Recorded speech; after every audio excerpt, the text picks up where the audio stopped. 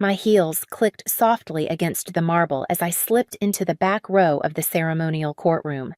No one turned when I entered, and that was fine. No one expected me to be here anyway.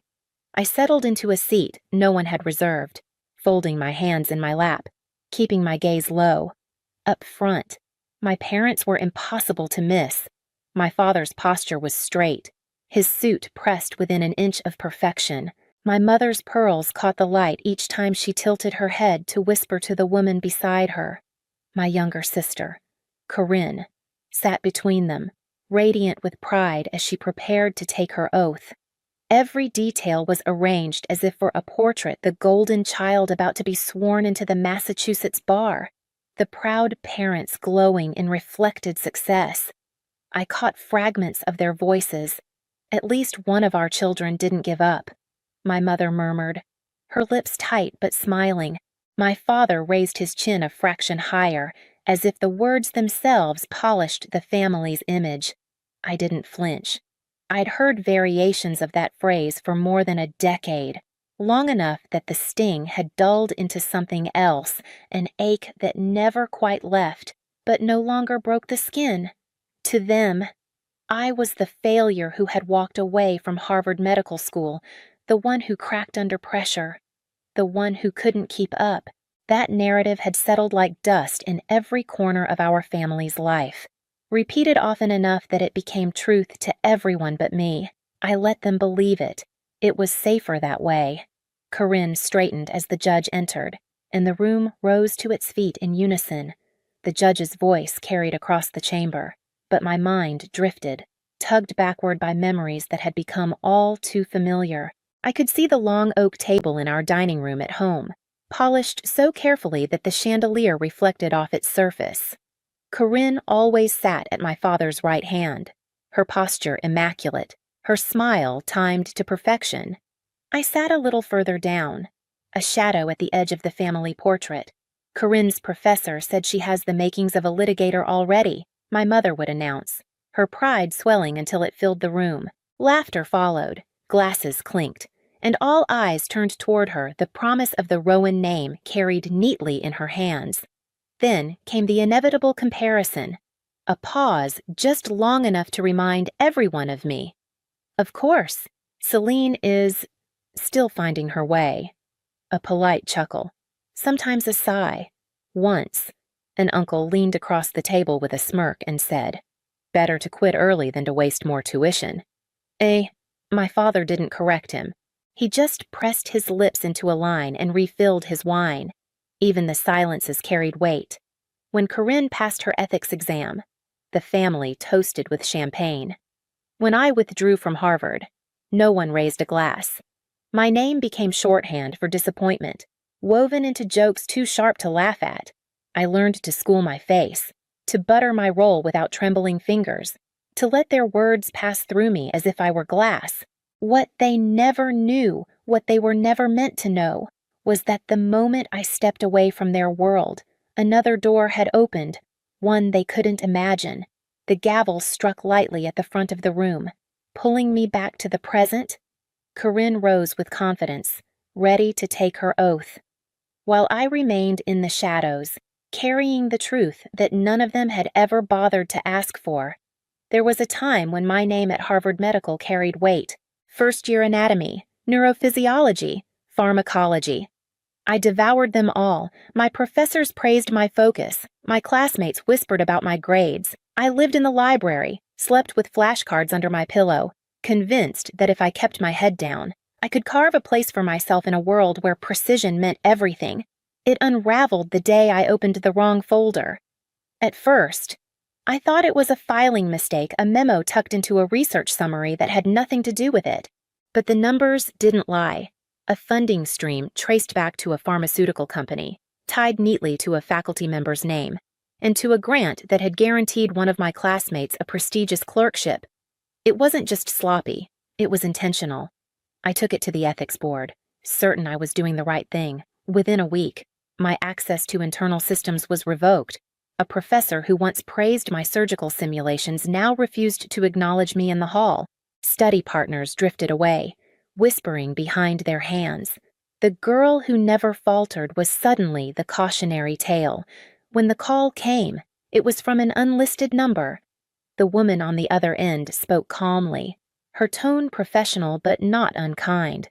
She told me she worked with a division inside the Department of Justice, one that specialized in medical ethics and corruption. They had been watching my school. She said, watching certain faculty, certain deals, and someone like me observant, unwilling to look away, might have value. If I was willing to leave one world behind and step into another, I signed the withdrawal papers the next day. My parents thought I had cracked under the weight.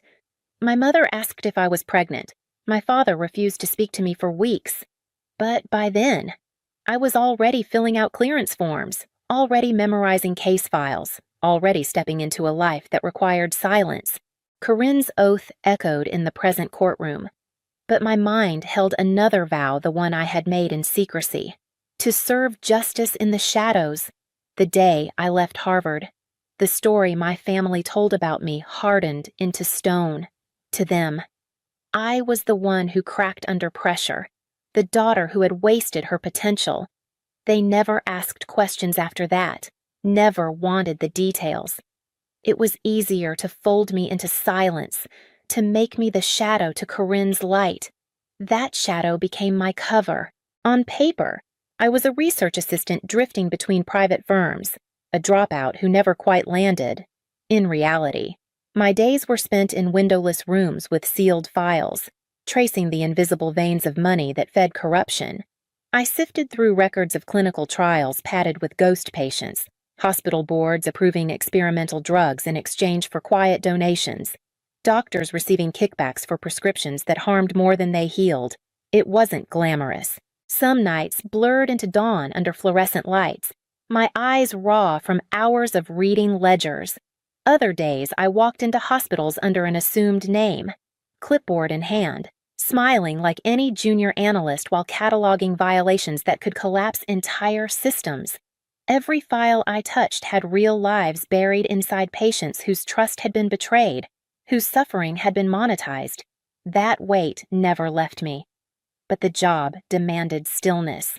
No recognition, no applause, no trace of my name.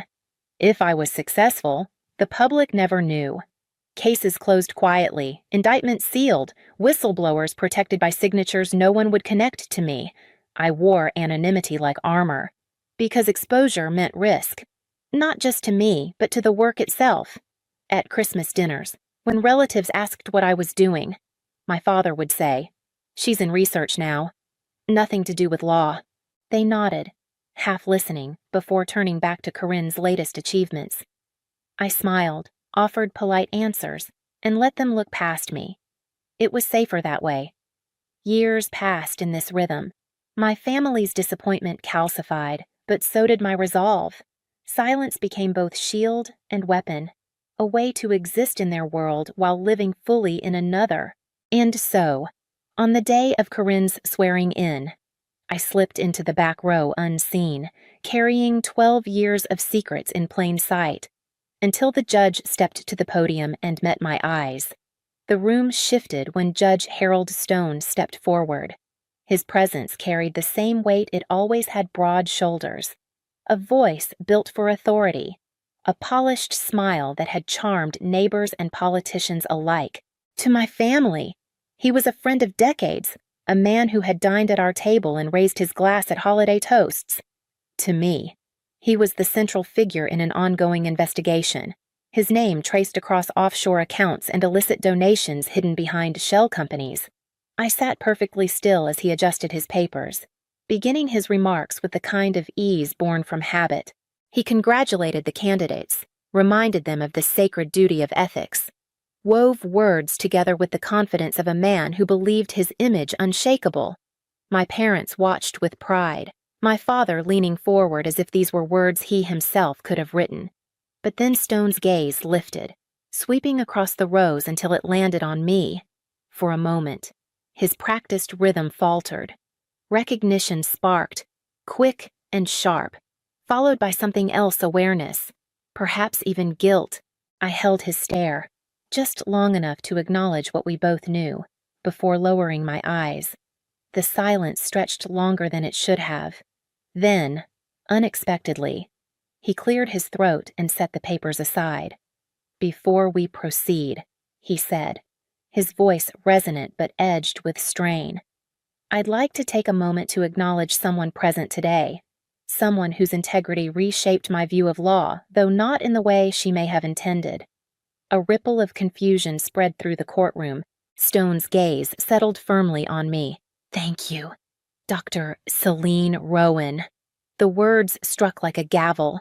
The air changed instantly. Heads turned, necks craned, whispers erupted, then died in the weight of silence. I saw my father's hand tighten around the arm of his chair until it trembled. My mother's breath hitched audibly, her posture frozen. Corinne stiffened beside them, her confidence cracking into disbelief. I did not move. Years of training kept my face calm, my breathing even, but inside, every instinct sharpened. I had come prepared for many outcomes, but not for this being seen in a room where I had been invisible all my life. Stone lifted his papers again, resuming the speech as though nothing had happened, but the courtroom would not forget, and neither would my family. When the ceremony ended and the applause began, I knew the reckoning I had avoided for years would come before the day was done. The reception hall hummed with the usual polite chatter and clinking of glasses, but beneath it ran a different current. Conversations faltered as people glanced my way, then looked quickly back as though they hadn't. I stood near the edge of the room, a glass of ginger ale untouched in my hand, watching trays of hors d'oeuvres circle past. It didn't take long. My father's voice cut through the crowd, low but commanding. "DOJ." Since when his eyes pinned me from across the room, sharp and searching, the same look he used to level at witnesses on the stand. I didn't flinch. Since Harvard, I answered evenly. I was recruited during the ethics investigation. I didn't drop out. I was asked to leave one world to serve in another. For a moment, there was only stillness. My mother's hand shook as she adjusted her bracelet. Her lips parted, but no words coming. She looked as though the ground beneath her had tilted. Corinne stepped forward, her expression tight, her voice edged with something between curiosity and disbelief. "That DA case last year, the one with the sealed indictments, was that your team?" I let the question hang before replying. "The prosecutor flagged in that case was on our radar 2 years earlier. Let's just say you weren't arguing alone." Her eyes widened, the certainty in her face flickering into something more complicated. My father exhaled, a slow, measured breath that sounded like it belonged in a courtroom. He was recalculating everything he thought he knew, every word he had ever spoken about me in disappointment. My mother finally spoke, her voice softer than I'd ever heard it. "We thought you were lost." "I wasn't," I said gently. "I was doing exactly what I was trained to do. You just weren't allowed to know. No one applauded. No one cried. But for the first time in years, no one looked past me either." The silence was heavier. Yes, but it was the kind that acknowledged presence, not absence. And as the evening thinned, I knew the reckoning wasn't finished. It would follow me home. The house felt smaller than I remembered. The walls, once looming and untouchable, seemed worn at the edges. The colors faded. My mother disappeared upstairs without a word, her footsteps careful on the carpet. My father remained near the fireplace, hands clasped behind his back, his gaze heavy but unreadable. When my mother returned, she carried a cardboard box, its edges taped and yellowed with time. She set it gently on the coffee table, smoothing her palm across the lid before peeling it open. "I kept these," she said quietly. "I don't know why.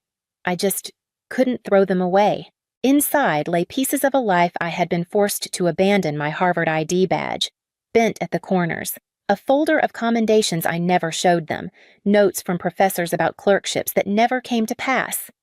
Beneath the stack was a thin envelope, still sealed. She handed it to me with trembling fingers. "This came last year. No return address." We didn't know what it meant. I slid the paper free.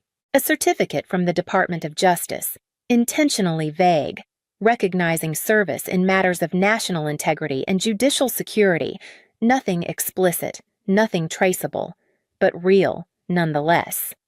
My father stepped closer, his eyes fixed on the page as though it were a declassified file. His jaw tightened, then slowly eased. "You protected people like me," he said finally, his voice lower than I'd ever heard it. "And I failed you." He extended his hand, not the gesture of a father reclaiming authority, but of a man offering respect. For a moment, I hesitated, then placed my hand in his. The grip was steady, and it carried weight I had waited years to feel. It wasn't forgiveness, it wasn't redemption, but it was the first crack in the wall between us, and I knew more would follow. Weeks later, I walked through the side gate of my parents' backyard without hesitation. Folding chairs lined the lawn, neighbors balancing paper plates on their laps, children chasing each other near the fence. The smell of charcoal and lighter fluid hung in the air, the same as every gathering before, but this time I didn't linger in the driveway or wait for someone to notice me. I carried a dish of berry crumble and placed it on the table as though I had always belonged. My father spotted me first. He straightened from the grill, not stiff with formality, but tall with pride. "Everyone," he said, drawing the attention of his circle of colleagues and old friends. "This is my daughter, Dr. Rowan, Department of Justice." There was no hesitation in his voice, no careful pause to soften the introduction. Just fact. A few heads nodded respectfully, and the weight of it settled quietly into the air. I hadn't expected applause, and none came, but the absence of dismissal felt like a kind of ceremony all its own. Later, near the cooler, Corinne found me. She carried 2 plates stacked high and offered me one with a crooked smile. For a moment, she studied me, her expression caught between pride and something sharper. "All this time," she said, "I thought I was carrying the family's name.